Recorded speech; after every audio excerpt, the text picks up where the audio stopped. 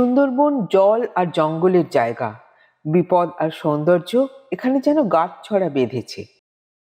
আজ আমি আপনাদের এমন একটা জায়গায় নিয়ে যাব, সেখানকার কোনো অভিজ্ঞতা আমার অন্তত নেই, জানি না আপনাদের আছে কিনা। এদের বৈচিত্র্যময় জীবনের সাক্ষী হতে ভিডিওটা শেষ পর্যন্ত কিন্তু দেখতেই হবে। এক অচেনা অজানা সুন্দরবনকে নিয়ে এসেছি আপনাদের সামনে। সুন্দরবনের খেটে খাওয়া মানুষেরা মামা মামির সঙ্গে ঘর করেন। ডাঙায় বাঘ মামা আর জলে কুমির মামি, এটা আমার নয়, ওদেরই কথা। ডিসেম্বরের ঠান্ডাকে পরোয়া না করেই কাজ করেন এরা। না, আমরা এখনো এসে পৌঁছইনি, যেটা আপনাদের দেখাতে চাই।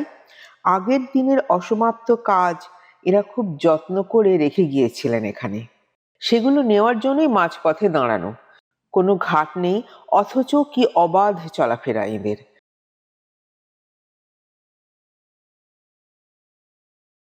এরা একা একা বাঁচেন না, কারণ এরা জানেন এত প্রতিকূলতার মধ্যে বাঁচতে গেলে একে অপরের হাত ধরতেই হবে।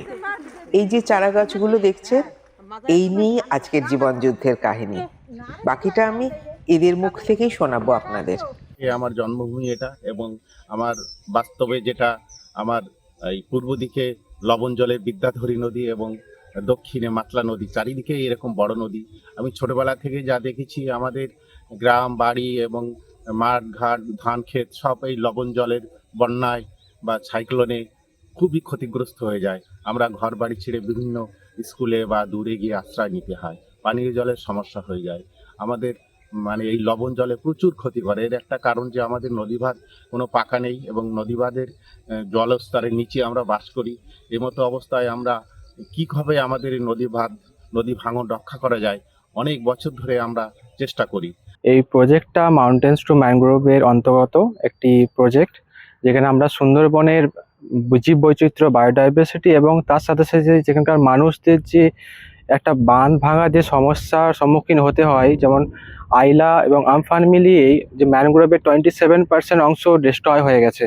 তারপর থেকে এখানকার সাধারণ মানুষের জীবনযাত্রা অনেক প্রভাব পড়েছে। সেইগুলোর উপরেই আমরা ভাবধারা গড়ে ওঠে যে ম্যানগ্রোভ লাগানো কতটা ইম্পর্টেন্ট, এবং সেইটার উপরে গুরুত্ব করে আমরা 8 রকমের স্পিসিস ম্যানগ্রোভে আমরা রোপণ করি।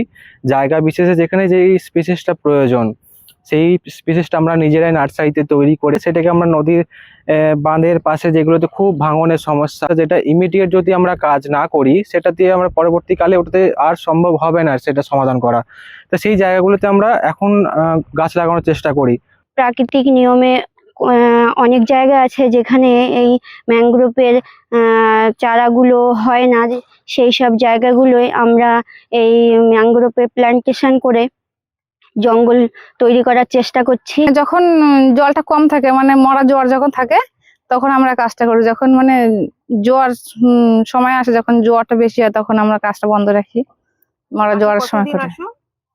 মাসে প্রায় 15 দিন। বর্তমান বছরে হ্যালো ফ্লোরা নামে একটি প্রতিষ্ঠানের সহযোগিতা পেয়েছি, এবং 3 লক্ষ ম্যানগ্রোভ, বান, গরান, গেওয়া, গর্জন, হেন্তাল, নানাবিধ, যাদের শেকড় নদীবাঁধকে শক্ত করে রাখে এবং তুফানের হাত থেকে শক্ত করে আটকে দেয়, সেই গাছগুলি আমরা দানা তৈরি করে নার্সারি করে এখানকার স্থানীয় 100-র উপরে মহিলারা এখানে আমাদের সঙ্গে এসেছে, এবং হ্যালো ফ্লোরা তাদেরকে কিছুটা অর্থনৈতিক সাহায্য করেছে। প্রতিদিন তারা নদীর ধারে যায় এবং তারা নিজের হাতে করে গাছ বিভিন্ন ভাঙন এরিয়ায় লাগিয়ে চলেছে, এবং বহু এরিয়া এইভাবে তারা নদী গাছের দ্বারা আবৃত করে নদী ভাঙন রোধের জন্য প্রচেষ্টা চালিয়ে যাচ্ছে। আমরা খুবই উপকৃত হচ্ছি, এবং হ্যালো ফ্লোরাকে আমরা ধন্যবাদ। হ্যাঁ, আমাদের রোজ দেওয়া হয়, দাদা আমাদেরকে রোজ দেয়।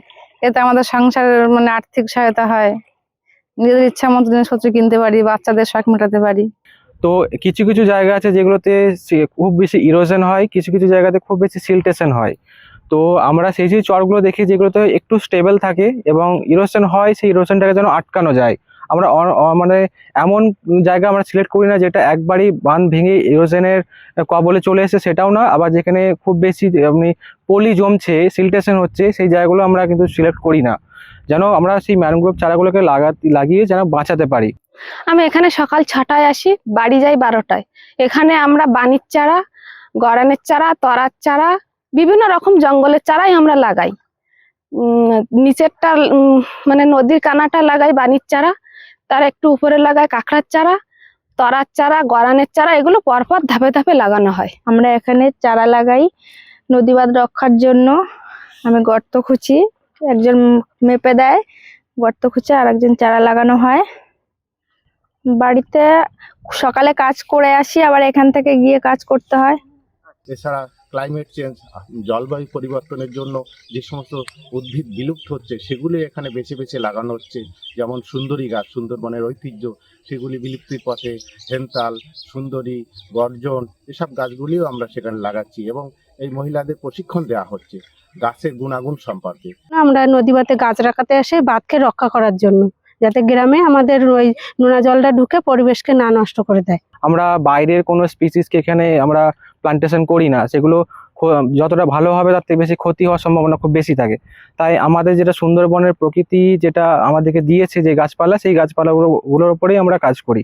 আমাদের দুটি হাত কম কি, আমাদের বুকে আছে দমটি, আমাদের দুটি হাত কম কি, আমাদের বুকে আছে দমটি। ইচ্ছে হলেই মোরা ভাবতে পারি, এর বেশি আর প্রয়োজন কি। আমাদের বুকে আছে দমটি, আমাদের দুটি হাত কম কি। ঝড় বন্যা এইসব হলে হচ্ছে মানে আমরাও তো বাঁচতে পারি না, গরু বাছুর কিছুই বাঁচতে পারে না, আমাদের চাষবাসে অনেক অসুবিধা হয়। এই জন্য আমরা এই ম্যানগ্রোভ লাগাতে আসি। আর এই কাজের মূল সূত্র হচ্ছে আমাদের রামপ্রসাদ। এই কাজ আমাদের রামপ্রসাদ এনেছে এখানে, আর তারপরে আমাদের ম্যানগ্রোভ ভাইরা। আর যে আমরা কিছু পাই, তা আমাদের সংসারে কাজে লাগে। আমি এই ম্যানগ্রোভ দাদার ভাইয়ের সাথে কাজ বাজ করি। সংসারে অভাব অভিযোগ, টুকটাক অভাব অভিযোগে সেটা অনেকটা সংসারে নির্ভর হয় অভাব অভিযোগের থেকে। এখানে যে দিদিরা, যে মায়েরা প্লান্টেশনের কাজ করে, আমি তাদের দেখাশোনা করি। তাদের কোনো সমস্যা হলে তাদের সাথে থাকার চেষ্টা করি। তো আমাদের এখানে দিদিরা ভোর 6টা থেকে চারা ঠারা তোলে, আমরা তারপর বোটে করে আসি আমাদের প্লান্টেশন সাইটে। তো সেখানে যখন কাজ শুরু হয়, দিদিরা কিছুক্ষণ কাজ করার পর একটা লাঞ্চ ব্রেক হয়, দিদিরা নিজেদের ঘর থেকে ভাত নিয়ে আসেন, তরকারি নিয়ে আসেন। তো দিদিরা আমাদেরকেও দেন, আমাদেরকেও খাওয়ান। নতুন কিছু আনলে, ভালো কিছু আনলে আমাদেরকে অবশ্যই খাওয়ান ডেলি। নিজেদের মধ্যে সবাই আমরা মানে ডেলি একটা পিকনিকের মতো হয় আর কি, ডেলি আমরা যেন সবাই একসাথে খেতে বসেছি। তো সেই খাওয়া দাওয়ার সাথে আমাদের এখানে যেহেতু আমরা সবাই মেয়ে মানুষ, সবাই মায়েরা রয়েছে, দিদিরা রয়েছে, তো আমাদের একটা হাইজিনের ব্যাপার থাকে। তো হাইজিনের জন্য আমরা হ্যালো ফ্লোরা থেকে একটা পোর্টেবল ওয়াশরুমের ব্যবস্থা করেছি, যেটা আমরা নিজেদের সাথে নিয়ে যাই আমাদের প্রাইভেট টাইম বা আমাদের পার্সোনাল হাইজিন মেনটেন করার জন্য, সেটাকে আমরা ইউজ করি। আর দিদিদের হেলথ, আমরা যেহেতু এখানে কাদামাটির মধ্যে কাজ করি, এখানে অনেক কিছু থাকে নিচে, কোনো সময় ঝিনুক থাকে, শামুক থাকে ভাঙা, তো সেটাতে পাটা কেটে যায়। তো সেই সমস্যার জন্য আমরা নিজেদের সাথে ফার্স্ট এড রাখি। আমরা হ্যান্ড ওয়াশও দিই, যেরকম দিদিরা খায়, যেহেতু এখানে মাটির মধ্যে কাজ হয়, তো মাটিতে অনেক রকমের জীবাণু থাকে, তো সেটাকে একটু হেলথটাকে নিজেদের ঠিক রাখার জন্য আমরা তাদেরকে খাওয়ার আগে একটা সোপ দিই, দিদিরা হাত ধুয়ে তারপর নিজেদের খাবারটা খান। তো ওআরএস দিই মাঝে মাঝে, যখন গরমকাল ছিল তখন ওআরএসটা একটু বেশি দেওয়া হতো, কারণ তখন অনেকটা বেশি হিট ছিল। এখন যেহেতু শীতকাল পড়েছে, দিদিদেরও একটু ক্লান্তিটা কম লাগে বলে ওআরএসটাও দিদিরা একটু কমই ইনটেক করে। এবার ফেরার পালা। পথ নেই, তবু কি অবলীলায় এরা নদীর মধ্যে দিয়ে হেঁটে এসে নৌকোয় উঠে পড়লেন। সব প্রতিকূলতা দূরে রেখে কিভাবে এগিয়ে যেতে হয়, এটা বোধহয় এদের কাছেই শেখার। আনন্দ এদের জীবন থেকে কেউ কেড়ে নিতে পারেনি, সেটাই এরা প্রমাণ করে দিলেন।